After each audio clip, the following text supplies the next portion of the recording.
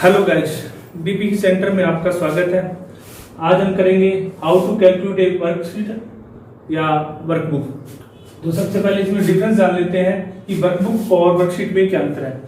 Workbook जो worksheet है part of workbook. Worksheet क्या है? एक पार्ट है वर्कबुक का, ठीक है। क्योंकि बाय डिफॉल्ट जब हम एक न्यू डॉक्यूमेंट खोलते हैं, न्यू वर्कबुक या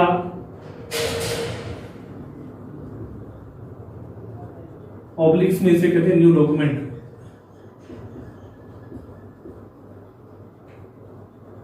डॉक्यूमेंट खोलते हैं तो हमेशा एक वर्कबुक ही ओपन होगी। क्या होगी? वर्कबुक। ऐसा एक वर्कबुक ही ओपन होगी। तो वर्कबुक में क्या होता है कि जब हम देखते हैं तो ये शीट 1, शीट 2 और शीट 3 आपको बाय डिफॉल्ट ओपन मिलेगी। 3 सीटें आपको बाय डिफॉल्ट ओपन मिलेगी। तो क्या है कि जो वर्कशीट है वो वर्कबुक का एक पार्ट है। और आज हमारा मेन टॉपिक है कि हम एक वर्कबुक में या एक वर्कशीट में कैसे कैलकुलेट करेंगे। तो सबसे पहले जब वर्कबुक शीट 1 एक्टिवेट होती है तो उसमें कैलकुलेशन कैसे होती है। तो ये आपकी सबसे पहले column A B C D E F और इधर हमने रो के नंबर लिखे हुए हैं। तो पहली रो, चौथी रो, 5वीं, 6ठी और ये 7वीं। जिस तरह ये वर्कबुक है तो हर वर्कबुक का एक छोटा वर्कशीट का एक छोटा पार्ट होता है सेल, और इस सेल का एक एड्रेस होता है। तो जैसे अब ये हमने ए किया तो इसका एड्रेस क्या होगा? ए और रो मिलके A1, ये B1, क्योंकि पहली रो में जो होगा तो हम कॉलम के साथ में 1 लगाते चले जाएंगे। C1, D1, E1 और F1 ये है रो के एड्रेस, सेल के एड्रेस। और इसी तरह इसका एड्रेस देखेंगे तो A2, B2, C2, D2, E2, F2, ठीक है। तो अभी हम एक बार सभी के एड्रेस लिख लेते हैं, फिर आपको कैलकुलेट करना बताएंगे कि कैसे कैलकुलेट होता है। तो ये आपका A3, A4, A5, A6, A7, ठीक है।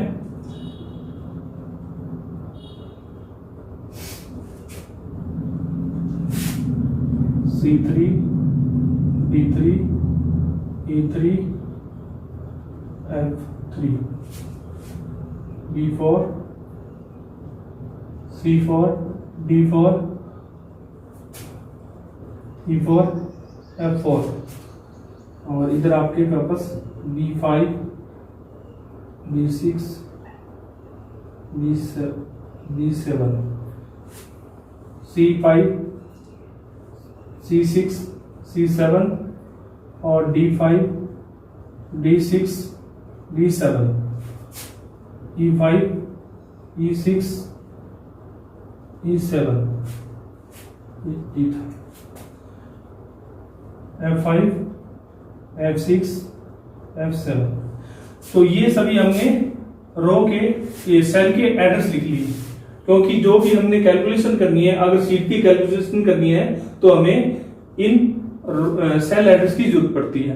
तो सबसे पहले हम क्या करते हैं कि जैसे हमने ऑटोसम करवाना है, ये एक फंक्शन होता है ऑटोसम, जिस पे हम क्लिक करने के बाद में जो भी आपके सामने मैटर लिखा रहता है वो उसका जोड़ लग जाता है, यानी कि ऑटोसम। सम का मतलब है जोड़ लगाना।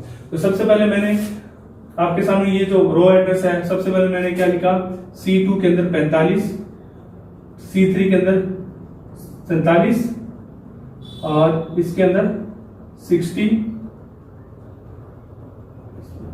ठीक है। अब मेरे को क्या करना है कि ऑटोसम करवाना है। तो ऑटोसम में क्या होता है कि आपका ऑटोमेटिक जोड़ आपने कहाँ करवाना है, क्योंकि ये रो इस कॉलम की सीरीज में आपको 45, 47, 60, तो आप यहाँ इसका टोटल करवाना चाहते हो तो क्या करोगे? फॉर्मूला बार में आपको यहाँ एक फॉर्मूला बार होती है जिसमें आप जो भी सेल में काम करते हो वो आपको इस फॉर्मूला बार में नजर आता है।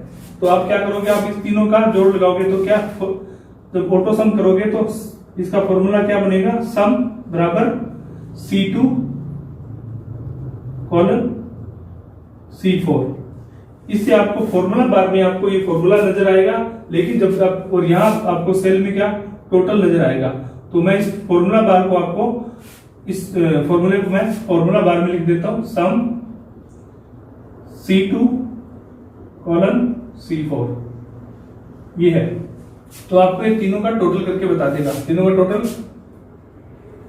60, 117,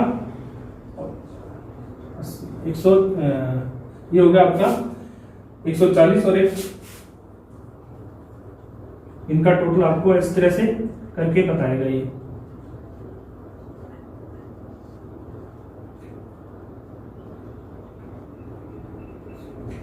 एक 152 आपको यहाँ इस सेल के अंदर 152 दिखाएगा और फॉर्मूला बार में आपको इसने क्या फॉर्मूला लगाया है वो दिखाएगा। तो अब हम इसको, ये तो आपने ऑटो सम के हिसाब से हमने सम कर लिया। अब बाई चांस इसलिए क्या होता है कि मैंने इस 47 को यहां से हटा दिया तो क्या होगा, आपका जो फॉर्मूला लगा है उसके हिसाब से यहाँ क्या आ जाएगा 105, यानी कि फॉर्मूला क्या लगा है ऑटो सम का। क्योंकि इसमें आप जब भी इसमें डिलीट करते हो या कंटेंट चेंज करते हो तो ऑटोमेटिक आपका जो टोटल है वो चेंज होता रहेगा। ठीक है, मैंने जब इसको किया 10 तो क्या करेगा, यहां आपका फॉर्मूला क्या रहेगा 115 हो जाएगा। ठीक है, तीनों का टोटल लग जाएगा। और अब एक दूसरा सम करने का तरीका मैनुअल, कि मैंने कहा कि यहां मैंने 10 लिखने के बजाय, क्योंकि ये ऑटो सम फॉर्मूला लगा है तो इसके बीच में डॉट लगा है।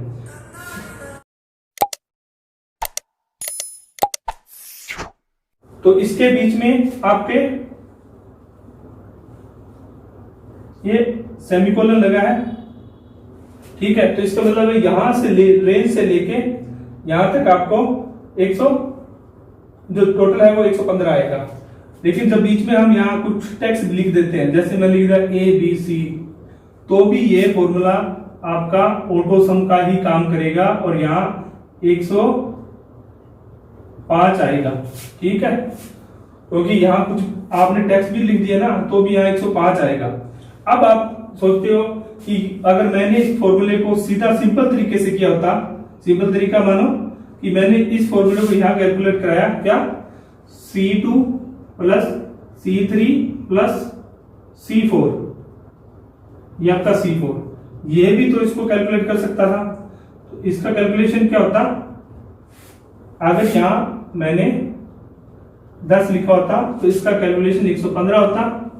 लेकिन जब मैंने यहां इसको ABC किया होता तो यहां फॉर्मूला क्या होता, हैश वैल्यू लिखा होता या एरर। ठीक है, तो ये क्या था कि आपकी इस दोनों फॉर्मूलों में ऑटो सम में और मैनुअल सम में अंतर था कि ऑटो सम में आपके यहाँ टेक्स्ट लिखने से टोटल ऑटो सम रहता, यानी कि टोटल आपका कैलकुलेट होता रहता। लेकिन जैसे ही आपने इसको C प्लस C3 और प्लस लगा के इसको कैलकुलेट कराया सिंपल तरीके से, तो जब भी आपने बीच में कंटेंट्स दिया तो ये एरर वैल्यू देगा। तो आपके इसके सम करने का तरीके में ये ऑटो सम आपका बेस्ट है, जिसमें आपके बीच में आप कंटेंट्स और भी देते हो, टेक्स्ट साइज देते हो, तो आप इसमें तो भी आप इसको कैलकुलेट कर सकते हो। लेकिन इस फॉर्मूले में आप इसको कैलकुलेट नहीं कर सकते, आपको ये हैश वैल्यू देगा। अब बात करते हैं, आप इसे कॉलम वाइज भी सम करवा सकते हो और इसे रो वाइज भी सम करवा सकते हो। तो मैंने क्या किया, यहाँ पे मैंने यहाँ 40 या 60 या 30 लिख के और मैंने यहाँ ऑटो सम वाला फॉर्मूला लगाया। तो ऑटो सम में आप C2 कॉलम E2 इस तरह से फॉर्मूला, ये फॉर्मूला आपको यहाँ भी नजर आएगा। और लेकिन यहाँ जो बराबर का निशान फॉर्मूला वैसे बराबर से लगता है, लेकिन यहाँ फॉर्मूला मैंने जो लगाया है वो सिर्फ आपको फॉर्मूला बार में नजर आएगा, लेकिन यहाँ पे आपको कैलकुलेशन नजर आएगी। जैसे 40 और 60 100 और 130, तो यहाँ आपको 130 नजर आएगा। लेकिन वही फॉर्मूला हम मैनुअल तरीके से करवाते हैं, जैसे C2 plus D2 plus E2, तो इसमें क्या इसका टोटल आपको 130 मिलेगा। लेकिन जब मैंने इसमें कंटेंट्स कुछ और A B C लिख दिया तो उसमें क्या होगा, इसमें आपका टोटल आपका इसमें 70 आएगा, लेकिन इस फॉर्मूले में आपको एरर वैल्यू मिलेगी, एरर। ठीक है, इस तरह से आपके इस फॉर्मूले में तो सबसे बेस्ट फॉर्मूला कौन सा रहेगा आपका, सम, ऑटो सम वाला। लेकिन ये फॉर्मूला आपको बार बार चेक करना पड़ेगा अगर बाई चांस इस तरह की स्थिति आती है तो। अब करते हैं अपने सबट्रैक्ट की बात। सबट्रैक्ट में क्या करेंगे, सबट्रैक्ट होता है माइनस करना। तो सबसे पहले हमने ये आपके सामने, मैं इसको इस फॉर्मूले को यहां से हटा देता हूं और हम अब सबट्रैक्ट की बात करेंगे। सबट्रैक्ट में हम देखेंगे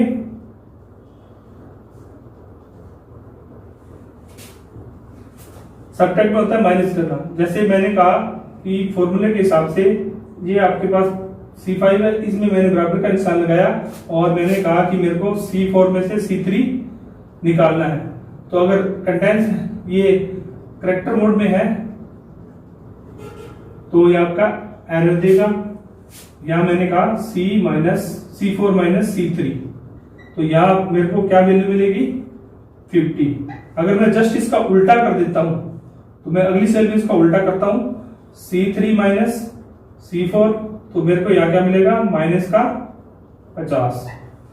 ठीक है, इस तरह से हम किसी भी फॉर्मूले को माइनस करवाना है तो हम इस तरह से माइनस करवा सकते हैं। माइनस के लिए हमें 2 वैल्यू की जरूरत पड़ती है, सब में हमें अनेक वैल्यू की जरूरत पड़ती है। इसमें भी हम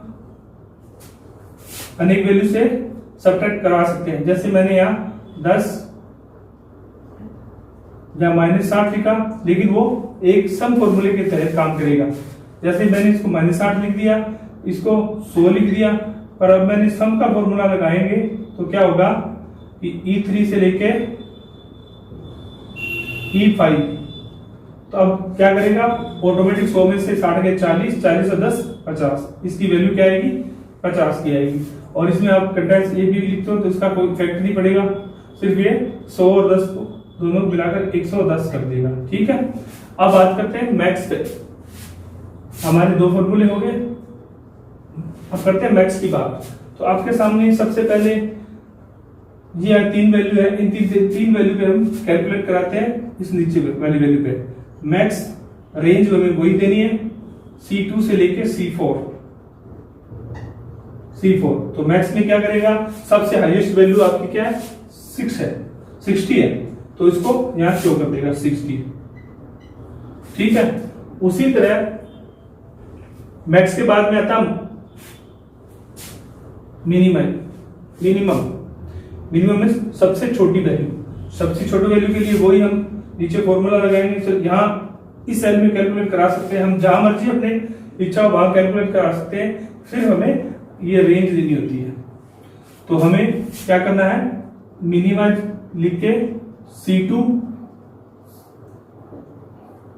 C4, तो उसका उत्तर क्या आएगा, सबसे मिनिमम कौन सा 10, तो उसका होगा 10। तो इसमें मिनिमम वैल्यू, इसमें सभी वैल्यू कैलकुलेट हो जाएगी, इसमें माइनस हो जाएगा और इसमें मैक्सिमम वैल्यू जो हाईएस्ट वैल्यू है वो क्या होगी वो बताएगा, और इसमें मिनिमम वैल्यू। अब आता है लास्ट में आपका काउंट। काउंट का मतलब है कि आपकी सेल में जितनी वैल्यू है वो टोटल वैल्यू कितनी है उसे काउंट करके बताएगा।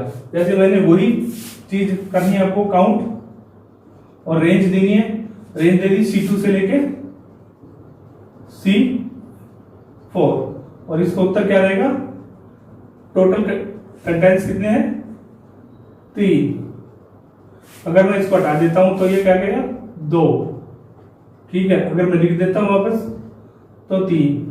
इस तरह से टोटल जो सेल है उनमें कौन सी सेल है जिनमें मटेरियल लिखा हुआ है या डाटा लिखा हुआ है उसे शो करता है। तो आज की वीडियो में इतना ही। अगर वीडियो पसंद आए तो लाइक कीजिए, शेयर कीजिए, और सबसे पहले आपका टॉपिक ये है and how to calculate worksheet. तो इसमें आज की वर्कशीट में इतना ही। वर्कबुक और वर्कशीट, ये आपकी वर्कशीट है, ठीक है। और यही इन सभी वर्कशीट का मिलकर एक वर्कबुक बनती है, जिसके हम हर वर्कशीट में अलग अलग कैलकुलेशन करवा सकते हैं और वो एक वर्कबुक बन जाती है। धन्यवाद।